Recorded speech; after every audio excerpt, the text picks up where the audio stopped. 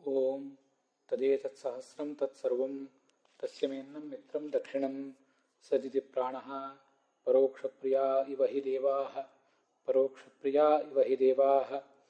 ಓಂ ಶ್ರೀಮತೆ ನಮಃ. ಓಂ ಅಹಿಮರ್ಚನ್ನನು ಸ್ವರಾಜ್ಯಂ ತಾ ಅಸ್ಯ ಸೂತದೋಹಸಃ ಸೋಮಂ ಶ್ರೀಣಂತೆ ಕೃಷ್ಣಯಃ ಜನ್ಮನ್ ದೇವಾನಾಂ ವಿಷಸ್ತ್ರಿಷ್ವಾರೋಚನೆ ದಿವಃ. ಶ್ರೀ ಗುರುಭ್ಯೋ ನಮಃ. ಮಹಾಭಾರತದ ಅನುಶಾಸನ ಪರ್ವದ 442ನೇ ಈ ಭಾಗದಲ್ಲಿ ವಿಷ್ಣು ಸಹಸ್ರನಾಮ ಸ್ತೋತ್ರದ ಶ್ರೀಮಾನ್ ಎಂಬ ನಾಮವನ್ನು ನಾವು ನೋಡಬೇಕು. ಶ್ರೀಮಾನ್ ಎಂಬ ಶಬ್ದಕ್ಕೆ ಅನೇಕ ಅರ್ಥಗಳನ್ನು ಹೇಳಬಹುದು. ಹಿಂದೆ 22ನೇ ರೂಪ ಒಂದು 22ನೇ ನಾಮ ಒಂದು ಬಂದಿದೆ.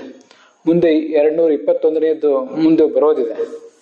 ಮತ್ತೆ 617ನೇದ್ದು ಆಗಿ ಮತ್ತೊಂದು ಬಾರಿ 4ನೇ ಬಾರಿ ಬರೋದಿದೆ. ಹಿರಣ್ಮಯವಾದ ಬಂಗಾರದ ಏನು ಬ್ರಹ್ಮಾಂಡ ಇದೆ ಅದು ಈತನ ಸ್ವತ್ತು, ಈ ಭಗವಂತನ ಸ್ವತ್ತು. ಅದಕ್ಕಾಗಿ ಆತ ಶ್ರೀಮಾನ್ ಹೀಗೊಂದು ಅರ್ಥವನ್ನು ಕೆಲವರು ಹೇಳ್ತಾರೆ. ಶ್ರೀ ಅಂದ್ರೆ ಲಕ್ಷ್ಮೀದೇವಿ. ಆ ಲಕ್ಷ್ಮೀದೇವಿಯನ್ನ ಈತ ಹೊಂದಿದವನು. ಅದಕ್ಕಾಗಿ ಆತನನ್ನ ಶ್ರೀಮಾನ್ ಅಂತ ಎರಡನೇ ಅರ್ಥದಲ್ಲಿ ಹೇಳ್ಬೋದು. ಶ್ರೀ ಅಂದ್ರೆ ಆತನ ಸ್ವರೂಪ ಶ್ರೀ, ಸ್ವಾಭಾವಿಕವಾದಂತಹ ಸೌಂದರ್ಯ, ಅವನ ವೈಭವ ಅದು ಉಳ್ಳವನಾದ್ರಿಂದ ಆತ ಶ್ರೀಮಾನ್ ಅಂತ ಅನ್ನುವುದು ಎರಡನೇ ಅರ್ಥ. ಮೂರನೇ ಅರ್ಥ ಮುಂದೆ ಮತ್ತೊಂದು ಅರ್ಥವನ್ನು ಕೆಲವರು ವ್ಯಾಖ್ಯಾನಕಾರರು ಹೇಳ್ತಾರೆ. ಭಕ್ತರ ಹೃದಯದಲ್ಲಿರುವ ಸಂಶಯವನ್ನು ಪರಿಹಾರ ಮಾಡುವ ಶಕ್ತಿ ಇರುವವನು. ಅದಕ್ಕಾಗಿ ಆತನನ್ನ ಶ್ರೀಮಾನ್ ಅಂತ ಹೇಳ್ತಾರೆ. ಶ್ರೀ ಅಂದ್ರೆ ಆ ಸಂಪತ್ತು, ಜ್ಞಾನವೆಂಬ ಸಂಪತ್ತು, ಮತ್ತೆ ಅವರ ಸಂಶಯವನ್ನು ಪರಿಹರಿಸಬಲ್ಲ ಇಚ್ಛಾಶಕ್ತಿ, ಈ ಸಂಪತ್ತು ಉಳ್ಳವನು. ಆ ಕಾರಣದಿಂದ ಆತ ಶ್ರೀ.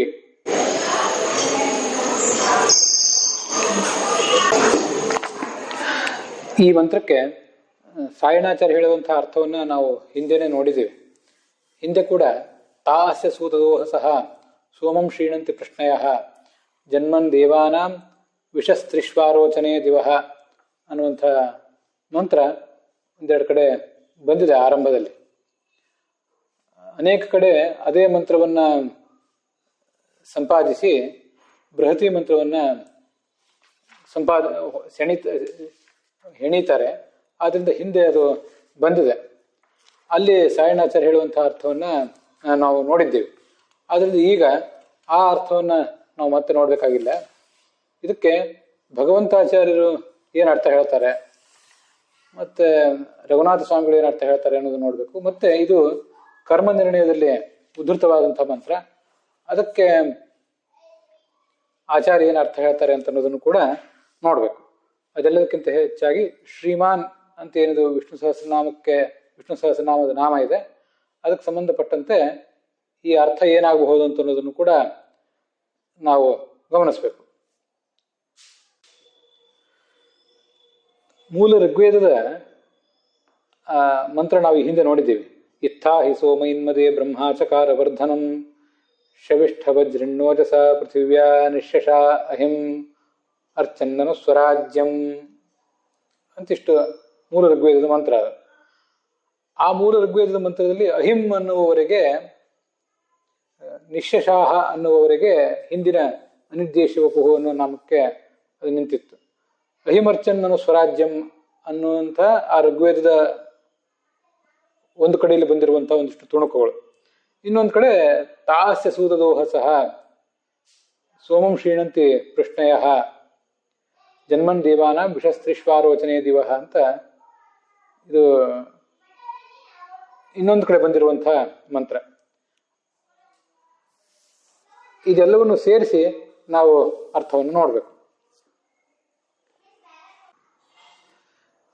ಭಗವಂತಾಚಾರ್ಯರು ಕೂಡ ಇಲ್ಲಿ ಈ ಮಂತ್ರಕ್ಕೆ ಅರ್ಥ ಬರೆದಿಲ್ಲ. ಅದಕ್ಕೆ ಕಾರಣ ಹೀಗಿದ್ದಿರಬೇಕು. ಹಿಂದೆ ವಿಶ್ವಕರ್ಮ ಅಂತ ಏನು ನಾಮ ಬಂದಿತ್ತಲ್ಲ, ಅಲ್ಲಿ ಆ ವಿಶ್ವಕರ್ಮ ಎಂಬ ನಾಮದ ವ್ಯಾಖ್ಯಾನ ರೂಪವಾದ ಮಂತ್ರ ಇದೇ ಮಂತ್ರ ಆಗಿತ್ತು. ಇದ್ರ ಜೊತೆಗೆ ಒಂದಿಷ್ಟು ಬೇರೆ ಭಾಗ ಅಲ್ಲಿ ಸೇರ್ಕೊಂಡಿತ್ತು. ತಾ ಅಸ್ಯ ಸೂದದೋಹಸಃ ಸೋಮಂ ಶ್ರೀಣಂತಿ ಪೃಷ್ಣಯಃ ಜನ್ಮನ್ ದೇವಾನಾಂ ವಿಷಸ್ತ್ರಿಶ್ವಾರೋಚನೆ ದಿವಃ ಯಸ್ಯೇದ ಮಾರಜಃ ಅಂತ. ಯಸ್ಯೇದ ಮಾರಜಃ ಅಂತ ಇದಿಷ್ಟು ಯಸ್ಯ ಇದಂ ಆರಜಃ ಈ ಮೂರು ಶಬ್ದಗಳು 51ನೇ ವಿಶ್ವಕರ್ಮ ಎಂಬ ನಾಮಕ್ಕೆ ಸಂಬಂಧಪಟ್ಟಂತೆ ಅಲ್ಲಿ ಬಂದಿವೆ. ಮಂತ್ರ ಪ್ರಾರಂಭ ಬೃಹತಿ ಮಂತ್ರ ಅಲ್ಲಿ ಪ್ರಾರಂಭ ಆಗಿದ್ದು ತಾಸ್ಯ ಸೂದದೋಹಸ ಅಂತ, ಕೊನೆಗೊಂಡದ್ದು ಯಸ್ಯೇದ ಮಾರಜಃ ಅಂತ. ಇಲ್ಲಿ ನಾವೀಗ ನೋಡ್ತಾ ಇರುವಂತೆ ದಿವಸ್ತ್ರಿಶ್ವಾರೋಚನೆ ವಿಷಸ್ತ್ರಿಶ್ವಾರೋಚನೆ ದಿವಹ ಅಂತ ಅದು ಇಲ್ಲಿ ಕೊನೆಗೊಂಡಿದೆ. ಅದರ ಆರಂಭ ಆಗುವುದು ಅಹಿಮರ್ಚನ್ನನು ಸ್ವರಾಜ್ಯಂ ಅಂತ. ಆದ್ರಿಂದ ಈ ತಾಸ್ಯ ಸೂದದೋಹಸ ಅನ್ನುವ ಮಂತ್ರ ಏನಿದೆಯಲ್ಲ ಅದು ಹಿಂದೆನೆ ಬಂದು ಹೋದ ಮಂತ್ರ ಭಗವಂತಾಚಾರ್ಯರ ದೃಷ್ಟಿಯಲ್ಲಿ ಕೂಡ. ಆದ್ರಿಂದ ಅವರು ಅದನ್ನ ಇಲ್ಲಿ ವ್ಯಾಖ್ಯಾನ ಮಾಡಿಲ್ಲ. ಹಾಗಾಗಿ ನೇರವಾಗಿ ರಘುನಾಥ ಸ್ವಾಮಿಗಳು ಏನಿದಕ್ಕೆ ವ್ಯಾಖ್ಯಾನ ಮಾಡ್ತಾರೆ ಅಂತ ಅನ್ನೋದನ್ನೇ ನಾವು ನೋಡೋಣ. ಈ ಇಂದ್ರ ಏನ್ ಮಾಡಿದ? ಸ್ವರಾಜ್ಯಂ, ಸ್ವರಾಜ್ಯ ಅಂದ್ರೆ ಸ್ವರಾಟ್ತ್ವ, ತಾನೇ ಸಮ್ರಾಟ್. ಸ್ವರಾಟ್ ಅಂದ್ರೆ ಸ್ವರಾಟ್, ತನ್ನಷ್ಟಕ್ಕೆ ತಾನೇ ತನ್ನ ಮಹಿಮೆಯಿಂದಲೇ ಬೆಳಗುವವನು ಅಂತ ಅರ್ಥ. ಹಾಗಾಗಿ ಸ್ವರಾಜ್ಯ ಅಂದ್ರೆ ಸ್ವರಾಟ್ ಅಂದ್ರೂ ಶ್ರೀಮಾನ್ ಅಂದ್ರೂ ಒಂದೇ ಅರ್ಥ. ಹಾಗಾಗಿ ಸ್ವರಾಟ್ತ್ವ ಅಂದ್ರೂ ಶ್ರೀಮತ್ವ ಅಂದ್ರೂ ಒಂದೇ ಅರ್ಥ. ಶ್ರೀಮಾನ್ ಅಂದ್ರೂ ಬೆಳಗುವವನು, ಸ್ವರಾಟ್ ಅಂದ್ರೂ ಬೆಳಗುವವನು ಅಂತಲೇ ಅರ್ಥ. ಅದನ್ನ ಪ್ರಾಪ್ತ ಹೊಂದಿದಂತಹ ಈ ಇಂದ್ರ ಅಹಿ ಎಂಬ ದೈತ್ಯನನ್ನ ಕೊಂದು ಹಾಕಿದ.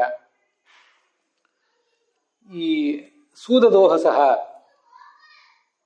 ಅಧಿಕಾರಿಗಳಾದವರಿಗೆ, ಅಂದ್ರೆ ಯಾರು ಜ್ಞಾನಭಕ್ತಿ ವೈರಾಗ್ಯಾದಿ ಸಂಪನ್ನರಾಗಿದ್ದಾರೆ ಅಂಥ ಅಧಿಕಾರಿಗಳಾದವರಿಗೆ ಈ ಮುಖ್ಯ ಪ್ರಾಣ ಮತ್ತೆ ಪರಮಾತ್ಮ ಇವರಿಬ್ಬರು ಸೂದದೋಹಸರಾಗಿದ್ದಾರೆ. ಸೂದ ಅಂದ್ರೆ ಜ್ಞಾನ ಮತ್ತು ಕರ್ಮಗಳು, ಅದನ್ನೆಲ್ಲ ಆಚಾರ್ಯ ಕರ್ಮನಿರ್ಣಯದಲ್ಲಿ ಬರದೇ ಇದ್ದಾರೆ. ಅಂಥದನ್ನ ಕೊಡುವಂಥವ್ರು ಅವರು. ಅದಕ್ಕಾಗಿ ಮುಖ್ಯ ಪ್ರಾಣ ಮತ್ತು ಹರಿ ಇಬ್ಬರನ್ನು ಕೂಡ ಸೂದದೋಹಸರು ಅಂತ ಕರಿಬೇಕು. ಅಂಥ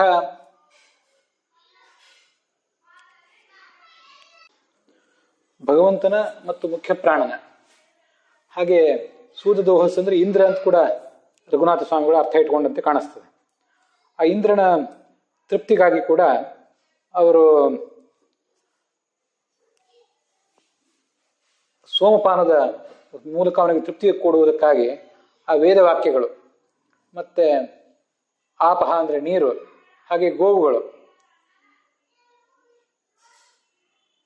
ಇವೆಲ್ಲವೂ ಕೂಡ ಪ್ರವೃತ್ತ ಆಗಿವೆ.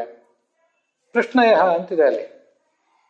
ಈ ವೇದಗಳು ಕೃಷ್ಣಿಗಳು, ಯಾಕೆಂದ್ರೆ ಅದು ಪ್ರಶ್ನ ಯೋಗ್ಯ. ಆಚಾರ್ಯದಲ್ಲ ಕರ್ಮನಿರ್ಣಯದಲ್ಲಿ ಹೇಳಿದ್ದಾರೆ, ಪ್ರಶ್ನಿಸಿ ತಿಳ್ಕೊಳ್ಬೇಕಾದಂತಹ ಸಂಗತಿಗಳು. ಆದ್ರಿಂದ ಅವುಗಳನ್ನ ಪ್ರಶ್ನೆ ಅಂತ ಕರೀತಾರೆ. ಮತ್ತೆ ಪ್ರಶ್ನಿಸಲ್ಪಡಬೇಕಾದಂಥ ಪರಬ್ರಹ್ಮನ ವಾಚಕ ಆದ್ರಿಂದಲೂ ಅದು ಪ್ರಶ್ನೆ, ಮತ್ತು ಭಗವಂತನ ಪ್ರಶಂಸಾ ರೂಪ ಆದ್ರಿಂದಲೂ ಅದು ಪ್ರಶ್ನೆ.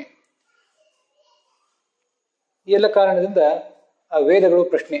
ಇಂಥ ವೇದಗಳು ಮತ್ತೆ ನೀರು, ಹಾಗೇನೆ ಆಕಳುಗಳು, ಇವೆಲ್ಲವೂ ಕೂಡ ಮತ್ತೆ ಇವುಗಳ ಜೊತೆಗೆ ವಿಷಯ ಅಂದ್ರೆ ಪುರೋಹಿತರು. ಈ ಪ್ರಕಾಶಮಾನವಾದಂತಹ 3 ಲೋಕಗಳಲ್ಲಿ, ಆದಿತ್ಯ ಚಂದ್ರ ವಿದ್ಯುತ್ ಲೋಕಗಳಲ್ಲಿ ಇರುವಂತಹ ದೇವತೆಗಳೇನಿದ್ದಾರೆ, ಜೀವಲೋಕ ಸ್ವರ್ಗಲೋಕ ಇತ್ಯಾದಿಗಳಿಗೆ ಅಧಿಪತಿ ದೇವತೆಗಳು, ಆ ದೇವತೆಗಳ ಜನ್ಮಸ್ಥಾನವಾದಂತಹ ಯಜ್ಞದಲ್ಲಿ ಈ ಸೋಮವನ್ನ ಶ್ರೀಣಂತಿ. ದೇವತೆಗಳು ಜನ್ಮಸ್ಥಾನವಾದ ಯಜ್ಞ ಅಂದ್ರೆ ಏನರ್ಥ? ದೇವತೆಗಳು ಯಜ್ಞದಲ್ಲಿ ಹುಟ್ಟುತ್ತಾರೆ ಅಂತ ಅರ್ಥವೋ ಹೇಗೆ ಅಂತಂದು ನಮಗೆ ಜಿಜ್ಞಾಸೆ ಬರಬಹುದು. ಅದಕ್ಕೆ ಹೀಗೆ ಉತ್ತರ ಕೊಡಬೇಕು. ದೇವತೆಗಳು ಅಲ್ಲಿ ಹುಟ್ಟುವುದಲ್ಲ, ಅಭಿವ್ಯಕ್ತರಾಗ್ತಾರೆ. ಅದಕ್ಕಾಗಿ ಆ ದೇವತೆಗಳನ್ನ ಯಜ್ಞವನ್ನು ದೇವತೆಗಳ ಜನ್ಮಸ್ಥಾನ ಅಂತ ವರ್ಣನೆ ಮಾಡ್ತಾರೆ. ಪೂರ್ವಯುಗದಲ್ಲಿ ಯಜ್ಞವನ್ನದಲ್ಲಿ ಹವಿಸ್ಸನ್ನು ಸ್ವೀಕಾರ ಮಾಡಲಿಕ್ಕೆ ದೇವತೆಗಳೇ ಬರ್ತಾ ಇದ್ರು ಅಂತ ಶಾಸ್ತ್ರ ಇದೆ. ಅಲ್ಲಿ ಈ ಪುರೋಹಿತರು ವೇದಗಳು ಮತ್ತೆ ನೀರು ಇವೆಲ್ಲವೂ ಸೋಮಂ ಕ್ಷೀಣಂತಿ. ಸೋಮಂ ಕ್ಷೀಣಂತಿ ಅಂದ್ರೆ ಏನರ್ಥ?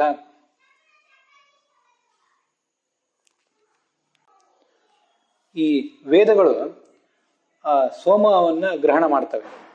ವೇದಗಳು ಸೋಮವನ್ನು ಗ್ರಹಣ ಮಾಡುವುದಂದ್ರೆ ಏನರ್ಥ? ಸೋಮ ಎಂಬ ಬಳ್ಳಿಯನ್ನು ತಂದು ಅದನ್ನು ಹಿಂಡಿ ಅದರ ರಸವನ್ನು ಸಂಗ್ರಹಿಸಿ ಯಜ್ಞ ಮಾಡುವವರು ಪುರೋಹಿತರು. ಆದರೆ ವೇದಗಳ ಮೂಲಕ ಅವರು ಮಾಡ್ತಾರೆ. ಮಂತ್ರೈರ್ಹಿ ಗೃಹ್ಯತೆ ಸೋಮಃ. ಆಪಸ್ತು ಸೋಮಂ ಕ್ಷೀಣಂತಿ ಸಂಸೃಜಂತಿ. ಆ ಸೋಮ ಎಂಬ ರಸಕ್ಕೆ ನೀರನ್ನು ಹಾಕಿ ಅದನ್ನ ಸಿದ್ಧಪಡಿಸ್ತಾರೆ. ಹೀಗೆ ನೀರಿಗೂ ಸೋಮಕ್ಕೂ ಸಂಪರ್ಕ. ಅದ್ಭಿರ್ಹಿ ಸಂಸೃಷ್ಟೋ ಭವತಿ ಸೋಮಃ. ಗಾವಸ್ತು ಸೋಮಂ ಕ್ಷೀಣಂತಿ ಪಚಂತಿ.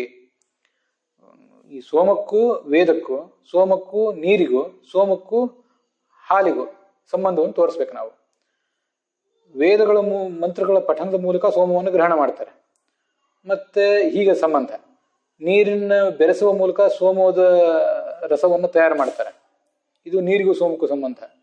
ಮತ್ತೆ ಹಾಲು, ಮೊಸರು ಇತ್ಯಾದಿಗಳನ್ನು ಹಾಕಿ ಆ ಸೋಮವನ್ನು ಪಕ್ವ ಮಾಡ್ತಾರೆ. ಇದು ಹಾಲಿಗೂ ಮೊದಲಾದವುಗಳಿಗೂ ಇರುವಂಥ ಗೋವಿಗೂ, ಆ ಗೋವಿನ ಉತ್ಪನ್ನಗಳಾದಂಥ ಹಾಲು, ಮೊಸರುಗೂ ಸೋಮಕ್ಕೂ ಇರುವಂಥ ಸಂಬಂಧ. ಋತ್ವಿಕ್ಗಳು ಆ ಸೋಮವನ್ನು ಮಂತ್ರದಿಂದ ಗ್ರಹಣ ಮಾಡ್ತಾರೆ. ಗ್ರಹಣ ಮಾಡಿ ನೀರನ್ನು ಬೆರೆಸಿ, ಹಾಲು ಇತ್ಯಾದಿಗಳನ್ನು ಬೆರೆಸಿ ಅದನ್ನ ಯಜ್ಞಕ್ಕೆ ತಯಾರು ಮಾಡುವವರು ಈ ಪುರೋಹಿತರೆ. ಹೀಗೆ ರಘುನಾಥ ಸ್ವಾಮಿಗಳು ಇಷ್ಟು ಅರ್ಥ ಬರೆದಿದ್ದಾರೆ. ಅದೆಲ್ಲ ಆಚಾರ್ಯರು ಕರ್ಮನಿರ್ಣಯದಲ್ಲಿ ಹೇಳಿರುವಂತಹ ಅರ್ಥನೇ. ಅನೇನ ಸ್ವರಾಜ್ಯ ಶಬ್ದಿತ ಶ್ರೀಹಿ ಕಾಂತಿ ಅಸ್ಯ ಅಸ್ತಿ ಇತಿ ನಿರುಕ್ತೆ ಶ್ರೀಮತಿ ಶ್ರೀಮನ್ ಮೂರ್ತಿರತ್ರ. ಈ ಶ್ರೀಮಾನ್ ಅಂದ್ರೆ ಏನರ್ಥ? ಶ್ರೀ ಅಂದ್ರೆ ಕಾಂತಿ, ಕಾಂತಿ ಉಳ್ಳವನು ಅಂತ ಅರ್ಥ. ಎಂಥ ಕಾಂತಿ ಅದು ಅಂದ್ರೆ ಇಲ್ಲಿ ಕಾಂತಿ ಉಳ್ಳವನು ಅಂತ ಶ್ರೀಮಾನ್ ಅನ್ನೋ ಶಬ್ದ ಅರ್ಥ ಹೇಳಿದ್ರೆ, ಅದಕ್ಕೆ ಈ ಸ್ವರಾಟ್ ಎಂಬ ಶಬ್ದ ಆ ಭಗವಂತನನ್ನ ಕಾಂತಿ ಉಳ್ಳವನು ಅಂತಾನೆ ಹೇಳಿದೆ. ಸ್ವರಾಟ್ ತಾನೇ ತಾನಾಗಿ ಶೋಭಿಸುವವನು. ಹಾಗಾಗಿ ಸ್ವರಾಟ್ ಅಂದ್ರೂ ಶ್ರೀಮಾನ್ ಅಂದ್ರೂ ಒಂದೇ ಅರ್ಥ. ಸ್ವರಾಜ್ಯಂ ಅರ್ಚನ್ ಅಂದ್ರೆ ಸ್ವರಾಜ್ಯವನ್ನು ಹೊಂದಿದವನಾಗಿ ಅಂತ ಅದರ ಅರ್ಥ. ಹೀಗೆ ಸ್ವರಾಜ್ಯಂ ಅರ್ಚನ್, ಸ್ವರಾಜ್ಯವನ್ನು ಹೊಂದಿದವನಾಗಿ ಎಂಬ ಶಬ್ದಗಳಿಂದ ಈ ಬೃಹತಿ ಮಂತ್ರ ಶ್ರೀಮಾನ್ ಎಂಬ ನಾಮದ ಅರ್ಥವನ್ನು ಹೇಳಿದೆ. ಇದು ರಘುನಾಥ ಸ್ವಾಮಿಗಳು ಹೇಳುವಂಥ ಅರ್ಥ. ಭಗವಂತಾಚಾರ್ಯರು ಶ್ರೀಮತೇ ನಮಃ ಎಂಬ ನಾಮಕ್ಕೆ ಸಂಬಂಧಪಟ್ಟಂತೆ ಧನಂಶ ವಿಷ್ಠವಜ್ರಿಣ್ಣೋಜಸ ಪೃಥಿವ್ಯಾ ನಿಶಶಾಹ ಅಹಿಮರ್ಚನ್ನನು ಸ್ವರಾಜ್ಯಂ ತಾಸ್ಯ ಸೂತದೋಸಃ ಸೋಮಂ ಶ್ರೀ ಶ್ರೀಣಂತಿ ಅಂತೇನು ಕ್ರಿಯಾಪದ ಇದೆ, ಅಲ್ಲಿ ಸೋಮಂ ಶ್ರೀ ಅನ್ನುವಲ್ಲಿಗೆ ನಿಲ್ಲಿಸ್ತಾರೆ. ಶ್ರೀಮತೆ ಅನ್ನುವ ನಾಮಕ್ಕೆ ಸಂಬಂಧಪಟ್ಟಂಥ ಬೃಹತಿ ಮಂತ್ರ ಧನಂಶ ವಿಷ್ಠವಜ್ರಿಣ್ಣೋಜಸ ಅಲ್ಲಿಂದ ಪ್ರಾರಂಭ ಆಗಿ ಸೋಮಂ ಶ್ರೀ ಅನ್ನುವಲ್ಲಿಗೆ ನಿಲ್ತದೆ. ಸೋಮಂ ಈ ಶ್ರೀಮಾನ್ ಅನ್ನುವ ನಾಮ 181ನೇದ್ದು ರಘುನಾಥ ಸ್ವಾಮಿಗಳ ದೃಷ್ಟಿಯಲ್ಲಿ. ಭಕ್ತರ ಹೃದಯದಲ್ಲಿರುವಂತಹ ಸಂಶಯಗಳನ್ನು ಪರಿಹರಿಸುವ ಶಕ್ತಿ, ಅದಕ್ಕೆ ಶ್ರೀ ಅಂತ ಹೇಳ್ತಾರೆ. ಅದು ಉಳ್ಳವನು ಈ ಭಗವಂತ ಅನ್ನೋ ಅರ್ಥವನ್ನು ಹೇಳಿದವರು ಅದೇ ಭಗವಂತಾಚಾರ್ಯರೇ. ಮತ್ತೆ ಶ್ರೀ ಅಂದ್ರೆ ಸಂಪತ್ತು ಅಂತ ಮಾತ್ರ ಅರ್ಥ ಅಲ್ಲ. ನೀರು, ಹಾಲು ಮತ್ತೆ ವೇದಗಳು. ಶ್ರಿಯ ಅಬಾದಯ ತಾಹ ಅಸ್ಯ ಸಂತಿ. ನೀರು, ಹಾಲು ಮತ್ತೆ ವೇದಗಳು ಇವು ಸೋಮರಸಕ್ಕೆ ಸಂಬಂಧಪಟ್ಟವು. ನಾವು ಈಗಾಗಲೇ ಅದನ್ನು ನೋಡಿದ್ದೇವೆ. ವೇದ ಮಂತ್ರಗಳಿಂದ ಸೋಮವನ್ನು ಗ್ರಹಣ ಮಾಡ್ತಾರೆ. ನೀರನ್ನು ಮತ್ತು ಹಾಲನ್ನು ಸೋಮಕ್ಕೆ ಮಿಶ್ರೀಕರಿಸ್ತಾರೆ. ಈ ಶ್ರೀಮಾನ್ ಅಂದ್ರೆ ಆ ನೀರಿನಿಂದ ಮಿಶ್ರಿತವಾದ ಅಥವಾ ಹಾಲಿನಿಂದ ಮಿಶ್ರಿತವಾದ ಸೋಮರಸಕ್ಕೆ, ಆ ಸೋಮರಸದಿಂದ ಮಾಡುವಂಥ ಯಜ್ಞಕ್ಕೆ ಇವನು ಪ್ರಥಮಾಧಿಕಾರಿ. ಆ ಯಜ್ಞದ ಫಲವನ್ನು ಸ್ವೀಕಾರ ಮಾಡುವಂಥ ಪ್ರಥಮ ವ್ಯಕ್ತಿ ಇವನು ಅಂತ ಹೀಗೆ ಅದರ ಅರ್ಥ ಅಲ್ಲಿಂದ ಗೊತ್ತಾಗ್ತದೆ. ಅಬಾದಿ ಮಿಶ್ರಿತ ಸೋಮೋದ್ದೇಶ್ಯ ಇತ್ಯರ್ಥ. ನೀರು, ಹಾಲು ಮೊದಲಾದವುಗಳಿಂದ ಮಿಶ್ರಿತವಾದ ಸೋಮಯಾಗಕ್ಕೆ ಅವನು ಉದ್ದೇಶ್ಯ ಈ ಭಗವಂತ ಅಂತಿಷ್ಟು ಅರ್ಥವನ್ನ ಭಗವಂತಾಚಾರ್ಯ ಹೇಳ್ತಾರೆ. ಈಗಿನ ಮುಂದೆ ಈ ಮಂತ್ರಕ್ಕೆ ನಾನೇನು ಅರ್ಥ ಮಾಡ್ಕೊಂಡಿದ್ದೀನಿ ಅನ್ನೋದನ್ನು ಹೇಳ್ತೇನೆ. ಮೂಲ ಕರ್ಮ ನಿರ್ಣಯದ ಅರ್ಥವನ್ನೇ ನಾನು ಕೂಡ ಇಲ್ಲಿ ತಗೊಂಡಿದ್ದೇನೆ. ಬೇರೆ ಅರ್ಥವನ್ನು ನಾನು ಏನು ಹೇಳ್ತಾ ಇಲ್ಲ. ಆದರೆ ವಾಕ್ಯ ಜೋಡಣೆ ಅಲ್ಲಿ ಕರ್ಮ ನಿರ್ಣಯದಲ್ಲಿ ಅದರ ಟೀಕಾದಲ್ಲಿ ಏನಿದೆ ಅದಕ್ಕಿಂತ ಸ್ವಲ್ಪ ವ್ಯತಿರಿಕ್ತವಾಗಿದೆ.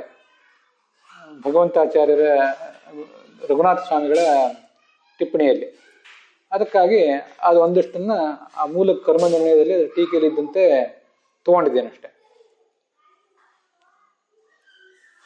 ಅನ್ವಯಾರ್ಥ ಹೀಗೆ: ತಾಹ ಆ ಅಂತ ಅರ್ಥ.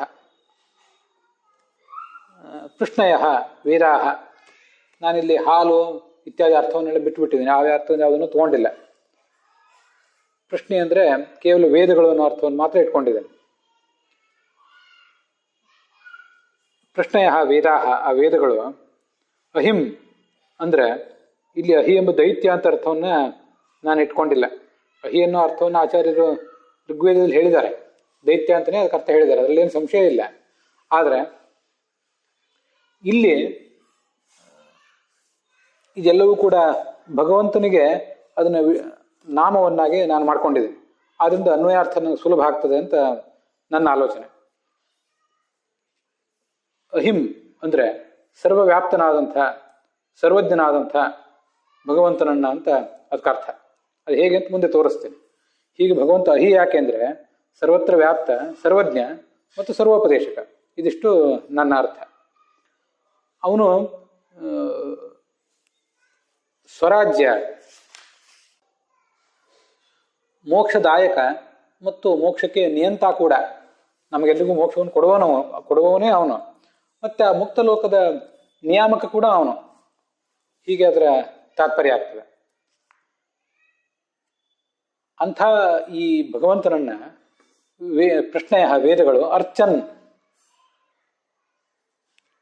ಅಂದ್ರೆ ಪೂಜೆ ಮಾಡಿದವು. ಆರ್ಚನ್ ಅಂತದು ಲುಂಗ್ಲಕಾರದ ಪ್ರಯೋಗ.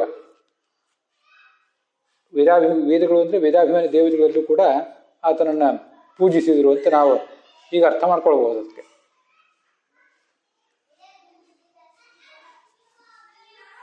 ಅಪಿಚ ಮತ್ತು ಅಸ್ಯ ಸೂದದೋಹ ಸಹ, ಜ್ಞಾನಕರ್ಮದಾಯಕನಾದಂಥ ಭಗವಂತನ, ಭಕ್ತರಿಗೆ ಜ್ಞಾನ ಮತ್ತು ಕರ್ಮಗಳು ಎರಡನ್ನೂ ಕೊಡಬಲ್ಲಂಥ ಭಗವಂತನ, ಅರ್ಥಾತ್ ಭಗವಂತನಿಗಾಗಿ ಅಂತ ಅದರ ಅರ್ಥ.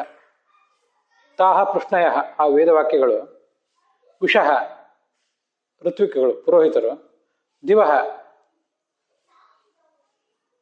ದ್ಯು ಅಂದರೆ ಜುಲೋಕದಲ್ಲಿರುವಂತಹ, ಜುಲೋಕೆ. ತ್ರಿಷು ಆರೋಚನೆ, ತ್ರಿಷು ಆರೋಚನೇಶು, ಮೂರು ಲೋಕಗಳಲ್ಲಿ, ಪ್ರಕಾಶಮಾನವಾದಂಥ ಆದಿತ್ಯ, ಚಂದ್ರ ಮತ್ತು ವಿದ್ಯುಲ್ಲೋಕಗಳಲ್ಲಿ, ಲೋಕಗಳಲ್ಲಿ ಇರುವಂತಹ ದೇವಾನಾಂ, ದೇವತೆಗಳ, ಜನ್ಮನ್, ಅವರ ಜನ್ಮಸ್ಥಾನವಾದಂಥ, ಅವರ ಉತ್ಪತ್ತಿ ಸ್ಥಾನವಾದಂಥ, ಪ್ರಾದುರ್ಭಾವ ಸ್ಥಾನವಾದಂಥ ಯಜ್ಞದಲ್ಲಿ, ಸೋಮಂ, ಸೋಮರಸವನ್ನ, ಅರ್ಥಾತ್ ಭಕ್ತಿಪೂರ್ಣವಾದಂಥ ಮನಸ್ಸನ್ನ, ಕ್ಷೀಣಂತಿ, ಸಂಯೋಜಯಂತಿ, ತಮ್ಮ ಅರ್ಥದ ಜೊತೆಗೆ ಸಂಯೋಗ ಮಾಡಿಸ್ತವೆ ಅಂತ ಅರ್ಥ. ನಮಗೆ ಸಾಧಕರಾದವರಿಗೆ ಭಕ್ತಿಪೂರ್ವಕವಾದ ಮನಸ್ಸಿದೆ. ಅದಕ್ಕಾಗಿ ನಾವು ಭಗವಂತನ ಬಳಿ ವಾಯ ಹಿದರ್ಶಿತ ಇಮೇ ಸೋಮ ಅಲಂಕೃತಾ ತೇಷಾಂ ಪಾಹಿ ಶ್ರುಧೀಹವಂ ಅಂತ ಆ ಭಗವಂತನನ್ನು ಪ್ರಾರ್ಥಿಸ್ತೇವೆ. ನಮ್ಮ ಭಕ್ತಿಪೂರ್ಣವಾದ ಮನಸ್ಸು ಇಲ್ಲಿ ಸಿದ್ಧವಾಗಿದೆ, ಅದನ್ನು ಬಂದು ನೀನು ಸ್ವೀಕರಿಸಬೇಕು ಅಂತ ಅವನನ್ನ ನಾವು ಕೇಳ್ತೇವೆ. ಅದಕ್ಕಾಗಿ ಕೃಷ್ಣಿಗಳು ಅಂದರೆ ವೇದಗಳು, ಅವು ನಮ್ಮ ಭಕ್ತಿಪೂರ್ಣವಾದ ಮನಸ್ಸನ್ನ ಸಂಯೋಜಯಂತಿ, ತಮ್ಮ ಅರ್ಥದ ಜೊತೆಗೆ ಹೊಂದಿಸ್ತವೆ. ಅರ್ಥಾತ್ ತಮ್ಮ ಅರ್ಥವನ್ನು ನಮಗೆ, ನಮ್ಮ ಭಕ್ತಿಪೂರ್ಣವಾದ ಮನಸ್ಸಿಗೆ ತಿಳಿಸಿಕೊಡ್ತವೆ. ಯಸ್ಯ ದೇವೇ ಪರಾಭಕ್ತಿ ಯಥಾ ದೇವೇ ತಥಾ ಗುರೌ ತಸ್ಯೈತೆ ಕಥಿತಾಹ್ಯರ್ಥಾ ಪ್ರಕಾಶಂತೆ ಮಹಾತ್ಮನಃ ಅಂತ ಒಂದು ಶ್ವೇತಾಶ್ವತರ ಉಪನಿಷತ್ತು ಅಥವಾ ಯಾವುದೋ ಉಪನಿಷತ್ನಲ್ಲಿ ಬರುವಂತಹ ಮಾತು. ಯಾವ ಸಾಧಕನಿಗೆ ದೇವತೆ ಭಗವಂತನ ಬಗ್ಗೆ ಭಕ್ತಿ ಇದೆ ಮತ್ತು ಆ ಭಗವಂತನ ಬಗ್ಗೆ ಭಕ್ತಿ ಇದ್ದಂತೆ ಗುರುಗಳ ಬಗ್ಗೆ ಭಕ್ತಿ ಇದೆ, ಅಂಥವನಿಗೆ ಈ ಅರ್ಥಗಳೆಲ್ಲವೂ ತಿಳಿತವೆ ಅಂತ. ಅದಕ್ಕಾಗಿ ನಾವು ಆ ಶ್ಲೋಕವನ್ನು ಇಲ್ಲಿ ನೆನಪು ಮಾಡಿಕೊಂಡು, ದೈವಭಕ್ತಿ ಗುರುಭಕ್ತಿ ಇದ್ದ ವ್ಯಕ್ತಿಗೆ, ಅವನ ಭಕ್ತಿಪೂರ್ಣವಾದ ಮನಸ್ಸಿಗೆ ವೇದಗಳ ಅರ್ಥವೆಲ್ಲವೂ ಹೊಳಿತವೆ. ವೇದಾಭಿಮಾನಿ ದೇವತೆಗಳು ಹಾಗೆ ಅರ್ಥವನ್ನು ಹೊಳೆಯುವಂತೆ ಮಾಡ್ತಾರೆ.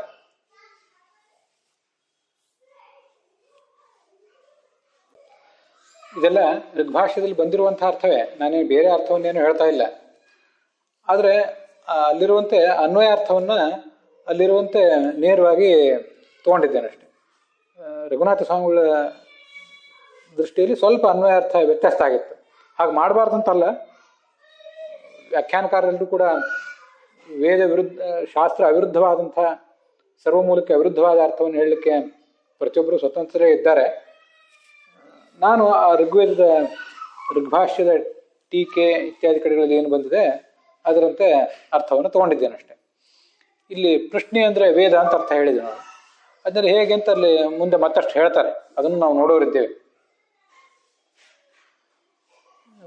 ಮಹಾಭಾರತದಲ್ಲಿ ಈ ಶಾಂತಿ ಪರ್ವದಲ್ಲಿ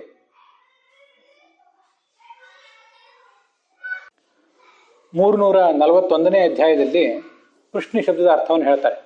ಕೃಷ್ಣಿದಿತ್ಯುಚ್ಯತೆ ಚಾನ್ನಂ ವೇದ ಆಪೋ ಮೃತಂ ತಥಾ ಮಮಯಿತಾನಿ ಸದಾಗರ್ಭ ಕೃಷ್ಣಿಗರ್ಭಸ್ತತೋಹ್ಯಹಂ ಅಂತ ಭಗವಂತನನ್ನು ಕೃಷ್ಣಿಗರ್ಭ ಅಂತ ಹೇಳುವ ಪ್ರಸಂಗ ಅದು. ಅವನ್ಯಾಕೆ ಕೃಷ್ಣಿಗರ್ಭ? ಹಾಗಾದ್ರೆ ಕೃಷ್ಣಿ ಅಂದ್ರೆ ಏನು ಅಂದ್ರೆ ಅನ್ನ, ವೇದಗಳು, ನೀರು ಮತ್ತೆ ಅಮೃತ, ಇವೆಲ್ಲವೂ ಕೃಷ್ಣಿ. ಇವು ನನ್ನ ಗರ್ಭದಲ್ಲಿರುವುದರಿಂದ ನಾನು ಕೃಷ್ಣಿಗರ್ಭ ಅಂತ ಅಲ್ಲಿ ಭಗವಂತ ಹೇಳ್ಕೊಂಡಿದ್ದಾನೆ. ಕೃಷ್ಣಿಗರ್ಭ ಎಂಬ ಶಬ್ದಕ್ಕೆ ಆ ಕೃಷ್ಣಿ ಎಂಬ ಶಬ್ದದಿಂದ ವಾಚ್ಯರಾದಂತಹ ದೇವತಾ ಸ್ತ್ರೀಯರು ಏನಿದ್ದಾರೆ, ಅವರು ಗರ್ಭದಿಂದ ಹೊರಗೆ ಬರುವವನು, ಅವರು ಈತನನ್ನ ಜಗತ್ತಿಗೆ ತಿಳಿಸಿಕೊಡ್ತಾರೆ ಅನ್ನೋ ಅರ್ಥವನ್ನು ನಾವು ಹಿಂದೆ ನೋಡಿದ್ದೀವಿ. ಅದು ಪ್ರಸಿದ್ಧವಾದಂತಹ ಅರ್ಥವೇ. ಅಂತೂ ಕೃಷ್ಣಿ ಅಂದ್ರೆ ಅನ್ನ, ನೀರು, ವೇದಗಳು, ಅಮೃತ, ಇಷ್ಟಾರ್ಥ. ಇಲ್ಲಿ ವೇದಗಳು ಅನ್ನೋ ಅರ್ಥವನ್ನು ನಾವು ಆ ದೃಷ್ಟಿಯಿಂದ ತಗೊಂಡಿದ್ದೇವೆ. ಮಹಾಭಾರತದಲ್ಲೂ ಆ ಅರ್ಥ ಬಂದಿದೆ ಅನ್ನೋದನ್ನು ಗಮನಿಸ್ಬೇಕಷ್ಟೆ. ಅರ್ಚ ಪೂಜಾಯಾಮ್ ಅಂತ ಧಾತು, ಅರ್ಚ ಪೂಜಾಯಾಮ್ ಅನ್ನೋ ಧಾತುವಿನ ಲಂಗ್ಲಕಾರ ಆರ್ಚನ್ ಅಂತ ಆಗ್ಬೇಕು. ಆದ್ರೆ ಇಲ್ಲಿ ಹೀಗೆ ಅದು ಆ ಅಂತ ದೀರ್ಘ ಆಗಬೇಕಾದದ್ದು ಅರ್ಚನ್ ಅಂತ ಯಾಕಾಗಿದೆ ಇಲ್ಲಿ ಅಂದ್ರೆ, ವೇದಾಭಿಮಾನಿ ದೇವತಾ ಸ್ತ್ರೀಯರು ಅಥವಾ ವೇದಾಭಿಮಾನಿಗಳಂತ ಉಳಿದ ದೇವತೆಗಳಾಗಲಿ ಆ ಭಗವಂತನನ್ನು ಪೂರ್ಣ ರೂಪವಾಗಿ ತಿಳಿಸ್ಲಿಕ್ಕೆ ಸಮರ್ಥರಲ್ಲ. ಆರ್ಚನ್ ಅಂತ ದೀರ್ಘ ಇದ್ರೆ ಪೂರ್ಣವಾಗಿ ತಿಳಿಸ್ತಿದ್ರು ಅಂತ ಅರ್ಥ ಆಗ್ತಿತ್ತೇನೋ. ಆದ್ರೆ ಹಾಗೆ ಆರ್ಚನ್ ಅಲ್ಲ, ಅರ್ಚನ್. ಯಾಕೆಂದ್ರೆ ಪೂರ್ಣವಾಗಿ ಅವರಿಗೆ ಆ ಭಗವಂತನನ್ನು ವರ್ಣಿಸುವುದು ಆಗಲಿಲ್ಲ ಅಂತ ಅದಕ್ಕರ್ಥ. ಅದಕ್ಕಾಗಿ ಆರ್ಚನ್ ಅಂತ ದೀರ್ಘ ಇದ್ದಾಗ ಅದನ್ನು ಅರ್ಚನ್ ಅಂತ ತಗೊಂಡಿದ್ದೇವೆ. ಹೀಗೆ ಅರ್ಚನ್ ಅನ್ನುವುದು ಶತ್ರು ಪ್ರತ್ಯಯ ಕೆಲವು ಕಡೆ. ಮತ್ತೆ ರಘುನಾಥ ಸ್ವಾಮಿಗಳು ಕೂಡ ಅರ್ಚನ್ ಪ್ರಾಪ್ತ ಅಂತಾನೆ ಅರ್ಥ ಬರೆದಿದ್ದಾರೆ. ಆದ್ರೆ ಅರ್ಚನ್ ಅನ್ನುವುದು ಕ್ರಿಯಾಪದ, ನಾನು ಈಗ ಅದನ್ನ ಹೇಳಿದಂತೆ.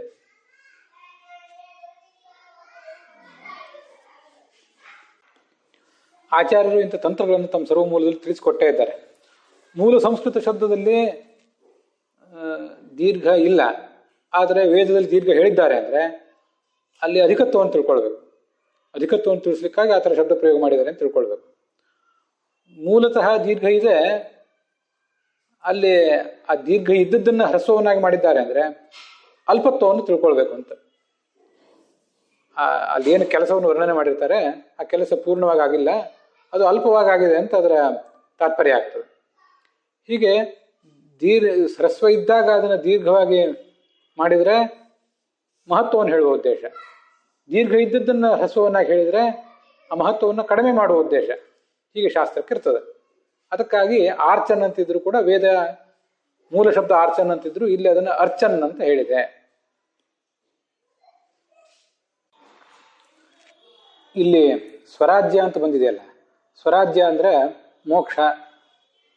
ಆ ಮೋಕ್ಷಕ್ಕೆ ಇವನು ದಾತ ಮತ್ತು ನಿಯಂತ ಕೂಡ ಅಂತ ಅರ್ಥ ಹೇಳಿದೆ. ಯಥೇ ಮಹಿ ಸ್ವರಾಜ್ಯೆ ಅಂತ ಋಗ್ವೇದದಲ್ಲಿ 5:66 5ನೇ ಮಂಡಲ ಅಥವಾ ಅಷ್ಟಕದಲ್ಲಿ ಬರುವಂತ ಶಬ್ದ ಅದು. ಯಥೇ ಮಹಿ ಸ್ವರಾಜ್ಯೆ ಅಂತ. ಆ ಸ್ವರಾಜ್ಯ ಅನ್ನೋದನ್ನೇ ಹೀಗೂ ಕೂಡ ಇಲ್ಲಿ ಇಟ್ಕೊಂಡಿದ್ದೇನೆ. ಭಗವಂತ ವಸ್ತುತಃ ಭಗವಂತನೇ ಮೋಕ್ಷ ಅಲ್ಲ, ಆದರೆ ಯದಧೀನ ಯಶ ಸತ್ತ ತದಿತ್ಯವ ಉಚ್ಯತೆ. ಯಾವುದಾದ್ರೂ ಒಂದು ಸಂಗತಿ ಅದು ಮತ್ತೊಬ್ಬ ವ್ಯಕ್ತಿಯ ಅಧೀನ ಅಂತ ಆಗಿದ್ರೆ ಆ ವಸ್ತುವನ್ನ ಅದೇ ಶಬ್ದದಿಂದ ಹೇಳ್ತಾರಂತೆ. ಸರ್ವಂ ಜಗದಿದಂ ಬ್ರಹ್ಮ, ಜಗತ್ತೆಲ್ಲವೂ ಬ್ರಹ್ಮ ಅಂತ ಯಾಕೆ ಹೇಳ್ತಾರೆ ಅಂದ್ರೆ ಬ್ರಹ್ಮನ ಅಧೀನವಾದ್ರಿಂದ. ಹಾಗೆ ಮೋಕ್ಷವು ಭಗವಂತನ ಅಧೀನ ಆದ್ರಿಂದ, ಸ್ವರಾಜ್ಯ ಶಬ್ದವಾಚ್ಯವಾದ ಮೋಕ್ಷ ಭಗವಂತನ ಅಧೀನ ಆದ್ರಿಂದ ಆ ಭಗವಂತನನ್ನೇ ನಾವು ಸ್ವರಾಜ್ಯ ಅಂತ ಹೇಳಿದ್ದೀವಿ ಅಂತ ತಿಳ್ಕೊಳ್ಬೇಕು. ಮುಂದೆ ಶ್ರೀಮಾನ್ ಅನ್ನೋ ಶಬ್ದಕ್ಕೆ ಏನರ್ಥ, ಮತ್ತೆ ಅದು ಇಲ್ಲಿ ಈ ಬೃಹತಿ ಮಂತ್ರಕ್ಕೆ ಹೇಗೆ ಸಂಬಂಧ ಅನ್ನೋದನ್ನು ನೋಡೋಣ. ಋಚೋ ಯಜೂಂಷಿ ಸಾಮಾನಿ ಸಾಹಿಶ್ರೀ ನಮೃತಾ ಸತಾಂ ಅಂತ ತೈತ್ರಿಯ ಬ್ರಾಹ್ಮಣದಲ್ಲಿ ಕಂಡು ಬರ್ತದೆ. ಋಗ್ ಯಜುರ್ವೇದ ಸಾಮವೇದಗಳನ್ನ ಶ್ರೀ ಅಂತ ಕರೀತಾರೆ. ಸತಾಂ ಸಜ್ಜನದ ಸಂಪತ್ತದು, ಅಮೃತಾ ಶ್ರೀ ನಾಶವಿಲ್ಲದ ಸಂಪತ್ತು. ಅಸಜ್ಜನರಿಗೆ ಬಂಗಾರ, ಮನೆ, ಮಠ ಮೊದಲಾದದ್ದೇ ಸಂಪತ್ತು.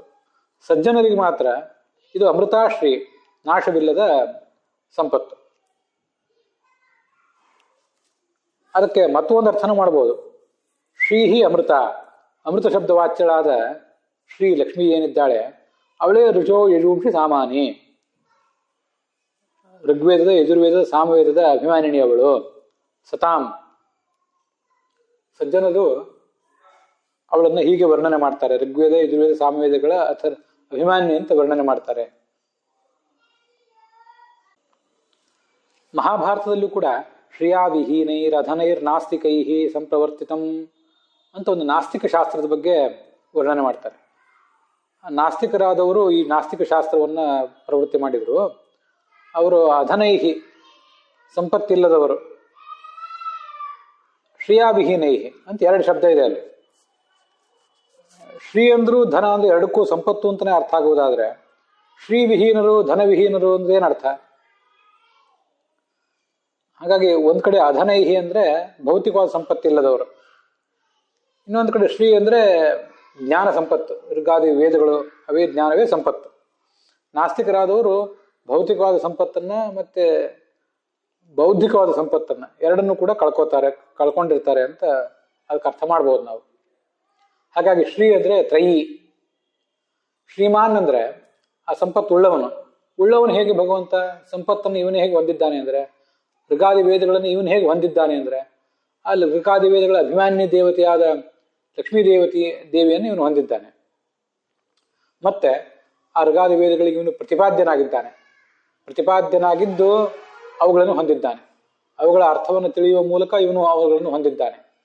ಉಪದೇಶವನ್ನ ಆ ಋಗಾದಿ ವೇದಗಳನ್ನ ಇವನೇ ಜಗತ್ತಿಗೆ ಮಾಡ್ತಾನಾದ್ರಿಂದ ಲಕ್ಷ್ಮೀದೇವಿಯ ಗಂಡ ಎಂಬ ನೆಲೆಯಲ್ಲಿ, ವೇದ ಪ್ರತಿಪಾದ್ಯ ಎಂಬ ನೆಲೆಯಲ್ಲಿ, ವೇದಾರ್ಥವನ್ನು ಬಲ್ಲವನು ಇವನೇ ಎಂಬ ನೆಲೆಯಲ್ಲಿ, ವೇದಾರ್ಥವನ್ನು ಉಪದೇಶಿಸುವಂಥವನು ಇವನೇ ಎಂಬ ನೆಲೆಯಲ್ಲಿ ಶ್ರೀಮಾನ್, ಆ ವೇದಗಳನ್ನು ಉಳ್ಳವನು ಇವನು, ವೇದಗಳುಳ್ಳವನು ಈ ಭಗವಂತ ಶ್ರೀಮಾನ್ ಭಗವಾನ್ ಎನ್ನುವ ಅರ್ಥವನ್ನೇ ಬೃಹತಿ ಮಂತ್ರ ಅಹಿಹಿ ಸೂದದೋಹಸಃ ಸೋಮಂ ಶ್ರೀಣಂತಿ ಪ್ರಶ್ನಯ ಅಂತ ಎರಡು ರೀತಿಯಾಗಿ ವರ್ಣನೆ ಮಾಡಿದೆ.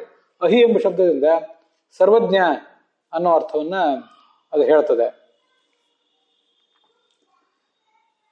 ಮತ್ತೆ ಸೂದದೋಹ ಸಹ ಸೋಮಂ ಶ್ರೀಣಂತಿ ಪ್ರಶ್ನಯ, ಭಕ್ತರಿಗೆ ಜ್ಞಾನ ಮತ್ತು ಕರ್ಮ ಇತ್ಯಾದಿಗಳನ್ನು ಕೊಡುವಂತಹ ಭಗವಂತನಿಗೆ ಈ ವೇದವಾಕ್ಯಗಳು ಸೋಮಂ ಶ್ರೀಣಂತಿ, ಆ ಭಗವತ್ ಪರವಾದ ಅರ್ಥವನ್ನ ವೇದಗಳು ವರ್ಣನೆ ಮಾಡ್ತವೆ.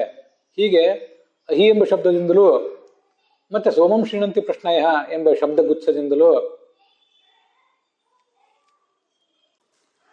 ಹೀಗೆ ಎರಡು ಮುಖಗಳಿಂದ ಬೃಹತಿ ಮಂತ್ರ ಶ್ರೀಮಾನ್ ಅನ್ನುವ ನಾಮವನ್ನು ಹೇಳ್ತದೆ. ಅಹಿ ಅಂದ್ರೆ ಆ ಹಂತಿ ಇತಿ ಅಹಿಹಿ, ಚೆನ್ನಾಗಿ ಪ್ರಹಾರ ಮಾಡುವಂಥದ್ದು ಅಂತ ಅರ್ಥ. ಸರ್ಪ ನಮ್ಮನ್ನು ಕಚ್ಚುತ್ತದಾದ್ರಿಂದ ಅದನ್ನ ಅಹಿ ಅಂತ ಹೇಳ್ತಾರೆ ಅಂತ. ಅದು ಹನಹಿಂಸಾ ಗತ್ಯೋಹ, ಹಿಂಸೆ ಮಾಡುವುದು ಮಾತ್ರ ಅಲ್ಲ, ಗತಿಯು ಅಂತನೂ ಅರ್ಥ ಇದೆ ಅದಕ್ಕೆ. ಗತಿ ಅಂದ್ರೆ ಆ ಚೆನ್ನಾಗಿ, ಹಂತಿ ಎಲ್ಲವನ್ನು ಕೂಡ ಅವನು ತಿಳಿದಿದ್ದಾನೆ, ಅದಕ್ಕಾಗಿ ಆತನನ್ನ ಅಹಿ ಅಂತ ವರ್ಣನೆ ಮಾಡ್ತಾರೆ. ಇದು ಆ ಭಗವಂತನಲ್ಲಿ ಅಹಿ ಎಂಬ ಶಬ್ದವನ್ನ ನಾವು ಸಮನ್ವಯಗೊಳಿಸುವಂಥ ರೀತಿ. ಸರ್ವಜ್ಞ ಅಂತ ಅದಕ್ಕೆ ಅರ್ಥ. ಅಹಿ ಎಂಬ ಶಬ್ದಕ್ಕೆ ಆಂಗ್ ಅಂತ ಉಪಸರ್ಗ ಇದ್ದು ಅನಹಿಂಸಾ ಗತ್ಯೋಹ ಧಾತುವಿಗೆ ಮತ್ತೆ ಈ ಉಪಸರ್ಗಕ್ಕೆ ಸಂಯೋಗವಾದಾಗ ಅದು ಅಹಿ ಅಂತಾಗುವುದನ್ನು ನಾವೀಗ ನೋಡಿದ್ವಿ. ಅಲ್ಲಿ ಆಂಗ್ ಅಂತ ಉಪಸರ್ಗಕ್ಕೆ ಹ್ರಸ್ವ ಬೇರೆ ಬರಬೇಕು, ಹಕಾರಕ್ಕೆ ಈಕಾರ ಬರಬೇಕು. ಈ ಧಾತು ಪಾಠದಲ್ಲಿ ಅಹವ್ಯಾಪ್ತವು ಅಂತಾನೆ ಒಂದು ಧಾತು ಇದೆ. ಅದರಿಂದಾಗಿ ಇದನ್ನ ಅನ್ಹೋತಿ ಇತಿ ಅಹಿಹಿ ಅಂತ ನಾವು ಹೇಳ್ಬಹುದು. ವ್ಯಾಪನೋತಿ ಅಂತ ಅದಕ್ಕೆ ಅರ್ಥ. ಛಾಂದಸ ಧಾತು ಅಂತ ಅದನ್ನ ಹೇಳ್ತಾರೆ. ಅದಕ್ಕಾಗಿ ಮೊದಲು ಸರ್ವ ವ್ಯಾಪ್ತ ಅಂತ ನಾನು ಅರ್ಥ ಬರೆದಿದ್ದೇನೆ. ಮುಂದೆ ಅಹಿ ಅಹಿ ಅಥವಾ ಅಮ್ಮ ಗತವು ಅಂತ ಧಾತು ಇದೆ. ಅಲ್ಲಿ ಗತಿ ಅಂದ್ರೆ ಜ್ಞಾನ. ಇಲ್ಲಿ ಆಂಗ್ ಅಂತ ಉಪಸರ್ಗ ಇಲ್ವೇ ಇಲ್ಲ, ಮೂಲ ಧಾತುವಿನಲ್ಲೇ ಹ್ರಸ್ವವೇ ಇದೆ, ಅಮ್ಮ ಗತವು. ಹಾಗಾಗಿ ಅಮ್ಹತೆ ಇತಿ ಅಹಿಹಿ. ಮುಂದೆ ಅಹಿ ಅಥವಾ ಅಮ್ಹ ಭಾಷಾಯಾಮ್ ಅಂತ ಮತ್ತೊಂದು ಧಾತು ಇದೆ. ಅದಕ್ಕ ರೀತಿಯಿಂದ ಅರ್ಥ ಸರ್ವೋಪದೇಶಕ ಅಂತ. ಅಹವ್ಯಾಪ್ತವನ್ನು ಧಾತುವಿನ ಆಧಾರವಾಗಿ ಇಟ್ಕೊಂಡು ಸರ್ವವ್ಯಾಪ್ತ ಅಂತ ಅರ್ಥ ಹೇಳಿದ್ದೇನೆ ಅಹಿ ಎಂಬ ಶಬ್ದಕ್ಕೆ. ಮತ್ತೆ ಅಹಿ ಗತವು, ಗತಿ ಅಂದ್ರೆ ಜ್ಞಾನ ಅಂತ ಅರ್ಥವನ್ನು ಇಟ್ಕೊಂಡು ಸರ್ವಜ್ಞ ಅಂತ ಅರ್ಥ ಹೇಳಿದ್ದೇನೆ. ಮತ್ತೊಂದು ಅಹಿ ಭಾಷಾಯಾಮ್, ಭಾಷೆ ಅಂದ್ರೆ ಇನ್ನೊಬ್ಬರಿಗೆ ಮಾತನಾಡುವುದು ಅಂತ ಅರ್ಥ. ಇಲ್ಲಿ ಭಗವಂತ ಮಾತನಾಡುವುದು ಅಂದ್ರೆ ಇನ್ನೊಬ್ಬರಿಗೆ ಉಪದೇಶ ಮಾಡುವುದು ಅಂತ ಅರ್ಥ. ಈ ಮೂರು ಅರ್ಥಗಳನ್ನ ಆ ದೃಷ್ಟಿಯಿಂದ ಹೇಳಿದ್ದೇನೆ. ಅಹವ್ಯಾಪ್ತವು, ಅಹಿಗತವು ಮತ್ತು ಅಹಭಾಷಾಯಾಮ್ ಅನ್ನೋ ಮೂರು ಧಾತುಗಳಿಂದ ಸರ್ವವ್ಯಾಪ್ತ, ಸರ್ವಜ್ಞ, ಸರ್ವೋಪದೇಶಕ ಅಂತ ಮೂರು ಅರ್ಥಗಳನ್ನ ಹೇಳುವ ಪ್ರಯತ್ನ ಮಾಡಿದ್ದೇನೆ. ಇದಿಷ್ಟು ಇವತ್ತು ಈ ಶ್ರೀಮಾನ್ ಎಂಬ ಶಬ್ದದ ಕುರಿತು ನಾವು ನೋಡಿದ ಅರ್ಥ. ಮತ್ತೆ ಆ ಅರ್ಥಗಳನ್ನ, ಇನ್ನೂ ಕೆಲವು ವಿವರಗಳನ್ನ, ಅರ್ಥದ ಕೆಲವು ವಿವರಗಳನ್ನ ಮತ್ತು ಅದರ ಭಾವಾರ್ಥವನ್ನ, ಉಳಿದ ಉಲ್ಲೇಖಗಳನ್ನ ಮುಂದಿನ ದಿನದಲ್ಲಿ, ಮುಂದಿನ ಭಾಗದಲ್ಲಿ ನೋಡೋಣ.